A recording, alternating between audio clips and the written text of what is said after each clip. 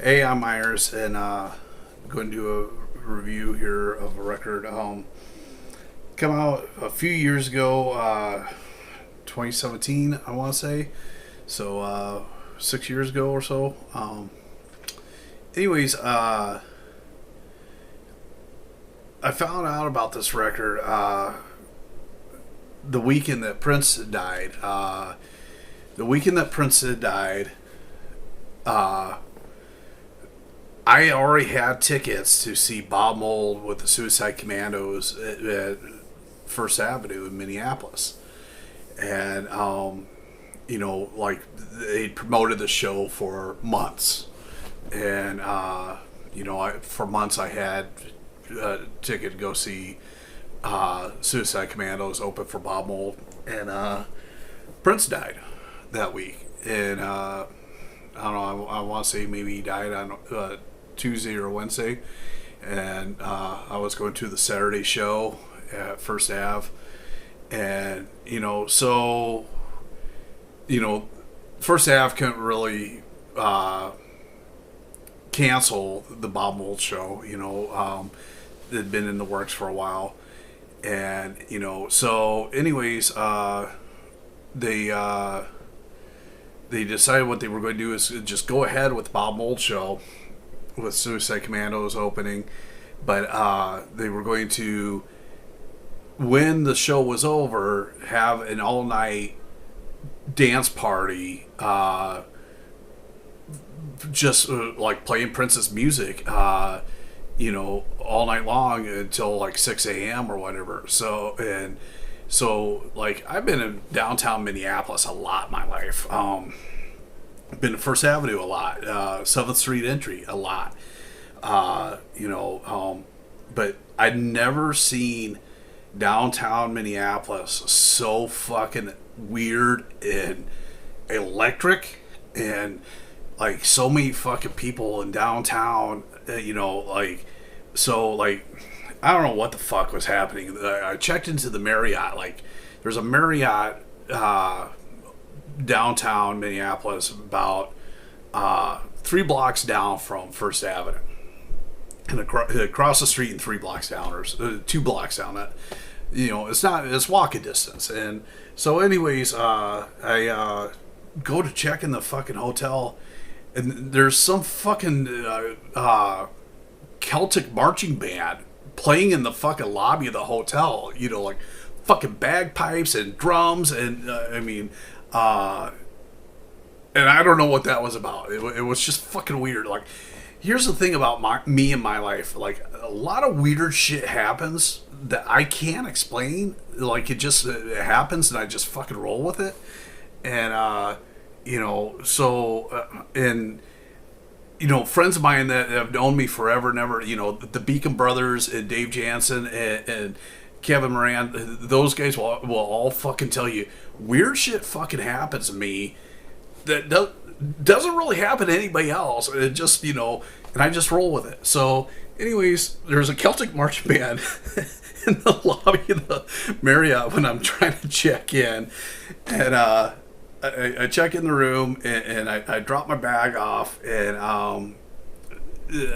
go up to the room, drop my bag and whatever, and freshen up a little bit.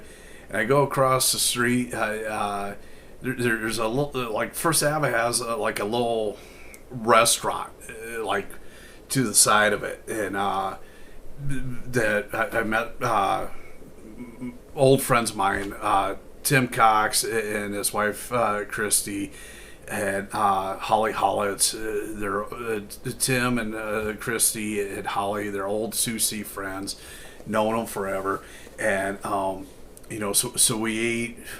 I don't know. I ate a fucking burger, fries, and whatever, and but lined up around the fucking block are people trying to get into the after hours all night long Prince dance party, and so we go to the show and whatever, and and the Commandos were fucking amazing, and they announced they were in the studio recording this fucking record, and when they were on stage and everything, that they'd been in the studio working on this.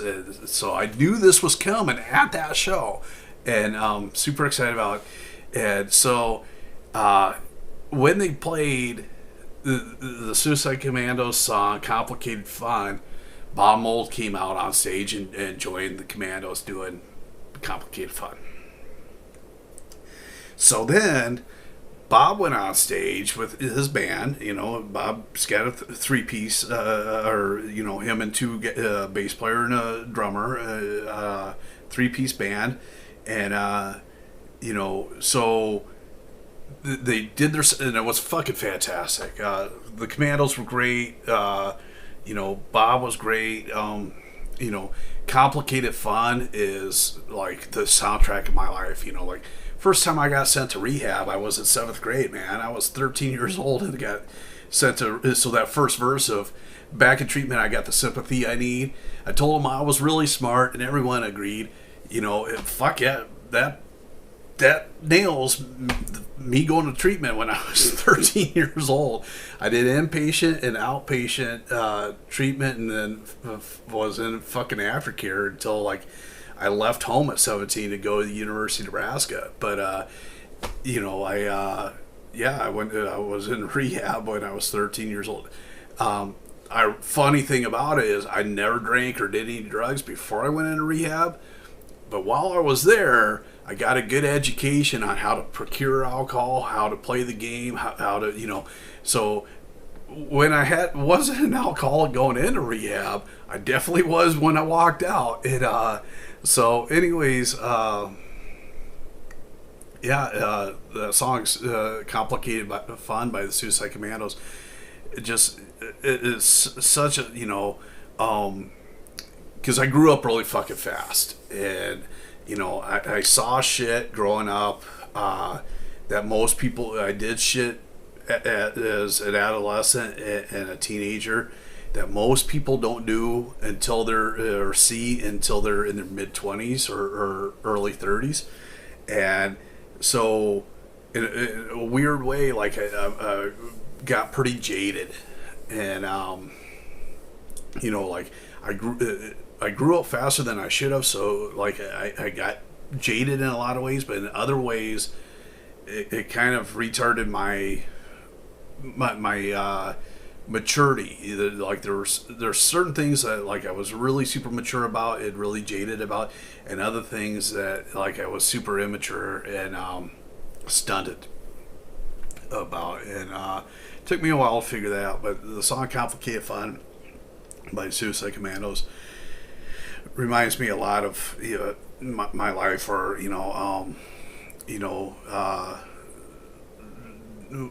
looking for an anthem that can't be torn apart while I have fun. And so great song. I fucking love Suicide Commandos. And so they played their set, Bob did his set, and Bob's band walked off stage. And when Bob's band walked off stage, the stagehands moved up some more amplifiers, and I mean, you knew the way that Bob's band walked off stage that there was going to be an encore. You knew it wasn't over with or anything, but but these stagehands came out in the dark and moved up more amps, and it didn't occur to me what was going on at that point. But when Bob's band came back out, he came out with the Suicide Commandos, and and like Bob said something about Prince dying that week, like I can't remember for verbatim of what he said, but basically Bob Mould went to the mic and said something like, it's his tradition to, when he's been on the road, to come back to Minneapolis and play First Avenue. And First Avenue's been his home for a long, long time. And, obviously, like, if you've seen the movie Purple Rain, First Avenue was Prince's home. And, and he says something to the extent of like Bob coming from Husker Du, you know, being in the punk rock world, you know, he moved in a different circle than what Prince did, but they'd run into each other at First Avenue, you know, and Prince, you know, was in a funk R&B, you know, the Prince's world, and Bob was in the punk rock world, but you know they bump into each other once in a while, and always they were very amicable, and you know, enjoyed running into him, and it was just heartbreaking, even today. I'm sorry, you know, I'm sensitive about that shit because of losing my daughter 3 months ago. But anyways, you know, it was heartbreaking news to come off the road hearing that Prince had died, you know, and that you know, knowing that they were going to do the show at First Avenue, which was also Prince's home, and you know, so you know, because First Avenue is the quintessential Minneapolis club, and you know, so I mean, and there's a lot of great clubs in Minneapolis. You know, there's you know, the Turf Club, the Varsity, you know, even shows at the Eagles Club, you know, I mean, Lee's Liquor Lounge. There's all kinds of great fucking places to catch great bands.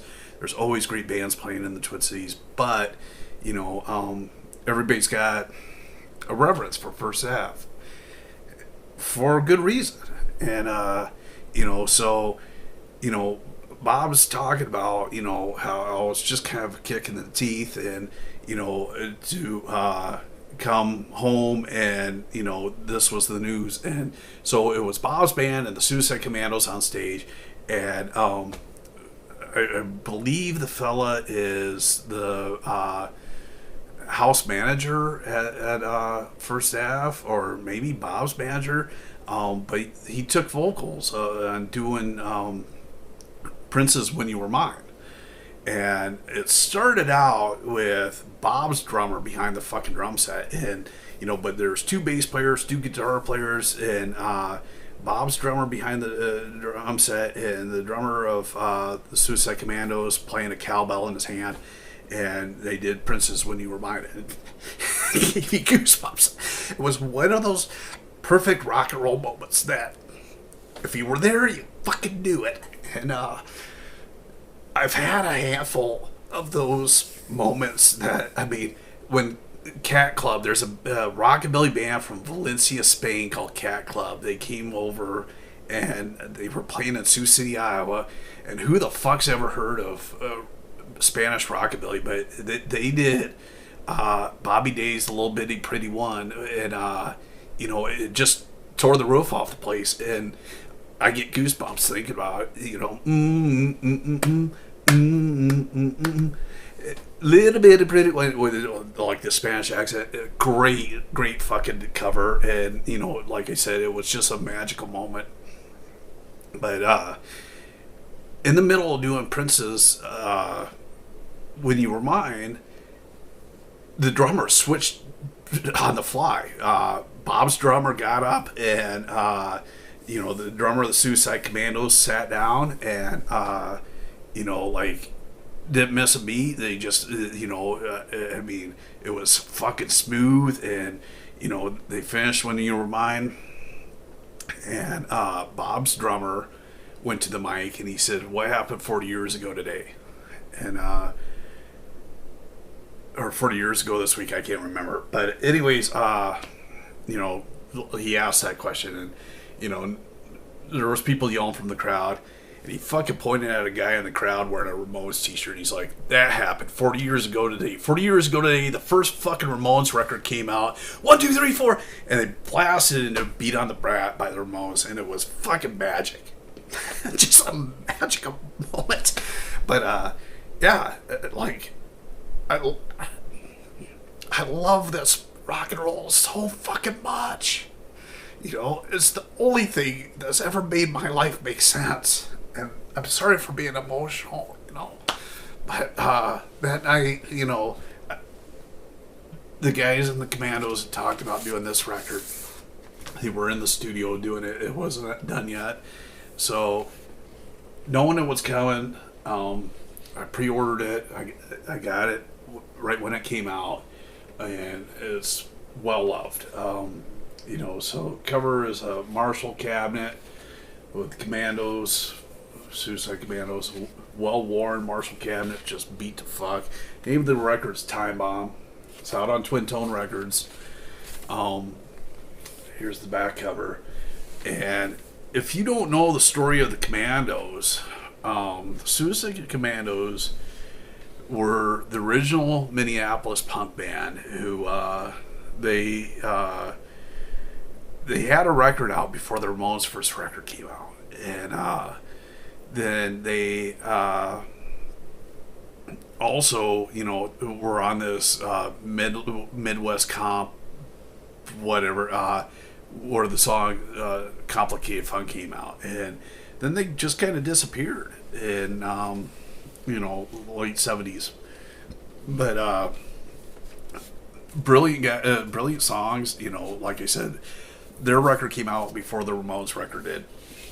So what we got is a printed picture sleeve, picture collage on one side, some Suicide Commandos flyers and whatnot, and here's like an old comic book ad looking deal with exploding commando time bomb. So anyways, picture sleeve, and then black vinyl. This is probably 180 gram, 160 gram at least. It's not standard weight. It's heavier, but I don't know if it's actually 180. But nice vinyl. There's center label on one side, and here's center label on the other side. So, like I said, Suicide Commandos were the original Minneapolis band. Chris Osgood, the guitar player, is the guy who taught Bob Mould how to play guitar, and he's still a guitar teacher up in Minneapolis. Teaches a lot of kids how to play guitar, and these guys, they get together once in a while and do something. From the Commandos, like if you were looking at a diagram of where the family tree of Minneapolis, punk and alternative, where it went, you got Suicide Commandos at the top. They were the original, and then it splintered off. Husker Du, more of a hardcore thing, going this branch, and then more of this poppy thing, which became the Twin Tone signature sound of so many great. Obviously, you guys know the Replacements, Soul Asylum, and but there's so many great fucking Twin Tone bands that are unsung. Brilliant, the Magnolias are one of my favorites, but there's a shit ton of other bands of that Twin Tone variety. So it broke off that branch, and so the Suicide Commandos were kind of, like this great, original, early. I mean, when you got a fucking punk rock record out before the Ramones' first record come out, you're one of those, first wave originators, and the Suicide Commandos definitely are, and so if you're not familiar with them, please get familiar with them, with the original stuff back in the 70s, but also pick up this record. This one's great.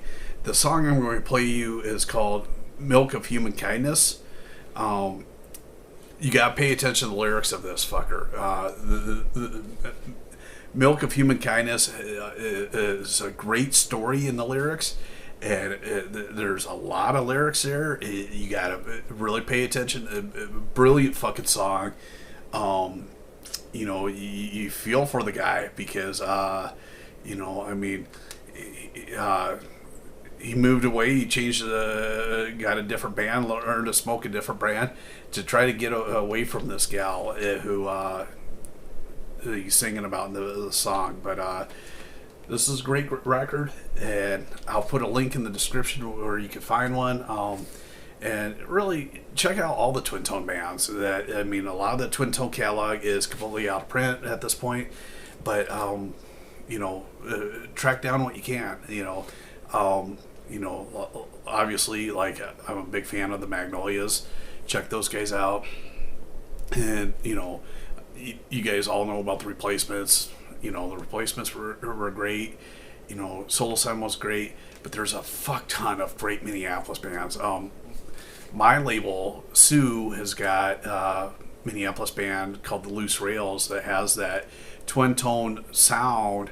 They were never on twin tone. They put out a CD and a cassette on Crackpot Records back in the early 90s, but they never put it out on vinyl, and we're putting it out on vinyl now. So if you dig that sound, check out all these other Minneapolis bands that, like, you might not be as familiar with, because Minneapolis had a lot of fucking great sort of punk pop, like twin tone pop aesthetic, and there's a lot of very forms of punk pop or pop, power pop. The whole LA thing with bands like The Quick, The Last, The Beat. Those guys are great. I don't have anything to say about those sort of bands other than they're fucking amazing. I love those bands. And then like in the 90s you had sort of the Lookout sound. You had not just Green Day, but you had like the Queers and Mr. T Experience, and that Lookout Records sound, and which was really sugary and bubblegummy and whatever. But the whole twin tone thing is it's pop, but it's its own thing. So check them out. The song I'm playing you is Milk of Human Kindness here, the second song off the first side, Twin Tone Records. I'll have a link in the description where you can find one. If you like these videos, please like the video and subscribe to the channel, and thanks for watching.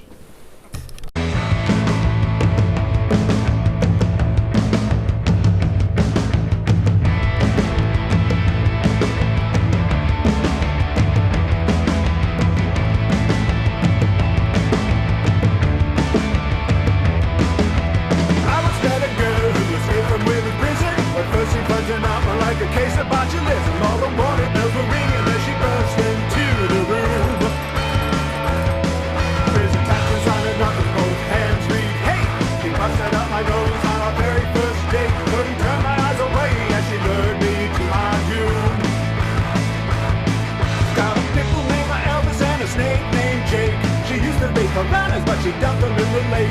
We came together in a fit to use the blindness. Turns out she's lactose intolerant for the milk of humankind. Led me to the summit of the mountain of love. Stood me at the edge and she gave me a shove. I went down, down, down, saw the devil and the lake of fire. Gave me a pearly-handled switchblade on Valentine's Day. Stabbed me in the shoulder when I looked the other way. She swore it was an accident, but she might be a liar. Got some lots of other bosses named like Robin Clint. What they do and where they go, well, I haven't got a hint. She's got focus and intensity, she's got single-mindedness, but she's lactose intolerant for the milk of humankind and you miss.